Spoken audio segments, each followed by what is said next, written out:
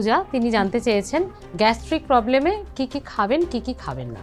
দেখুন, যারা গ্যাস্ট্রিক প্রবলেমে ভুগছেন তারা তো আর একদিন ধরে ভুগছেন না, অনেক দিন ধরে ভুগছেন। এবং সব থেকে বড় কথা, আপনারা হয়তো অনেক গ্যাসের ওষুধ খাচ্ছেন, আপনার শরীর কিন্তু ওই ওষুধগুলোতে অ্যাডিক্টেড হয়ে গেছে।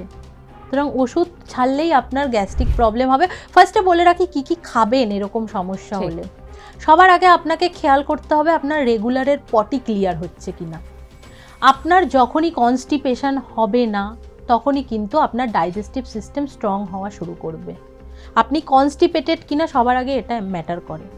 আচ্ছা, ঠিক আছে, রেগুলার আপনার বডিটা ক্লিয়ার হওয়া কিন্তু দরকার। তার জন্য পর্যাপ্ত পরিমাণে ওয়াটার ইনটেক করতে হবে, প্রচুর পরিমাণে ফাইবার ইনক্লুড করতে হবে। এছাড়া যেটা করতে হবে, টক দই, স্যালাডস, প্রচুর পরিমাণে শাক সবজি খাদ্য তালিকায় ইনক্লুড করতে হবে। আবার বলে রাখি, গ্যাস্ট্রিক প্রবলেমে কিন্তু শাক খেলেও অনেকের গ্যাস হয়ে যায়। শাকেও কিন্তু অনেকের গ্যাস ক্রিয়েট করে। যাদের আইবিএস রয়েছে, ইরিটেবল বাউল সিনড্রোমের ক্ষেত্রে কিন্তু ওই শাকটা অনেকের সহ্য হয় না। তো আমি তাদের ক্ষেত্রে একটাই কথা বলবো, আপনারা একদম লাইট খাবার গ্রহণ করুন, একটু বয়েলড খাবার গ্রহণ করুন, চিড়ে সেদ্ধ খেতে পারেন।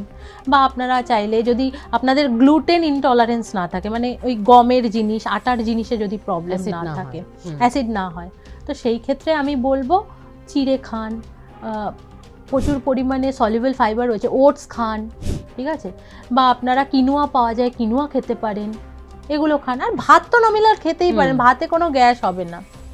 আর বাইরের fast food, junk food avoid করুন, নিজের লাইফস্টাইল ঠিক করুন, এগুলো ম্যাটার করে।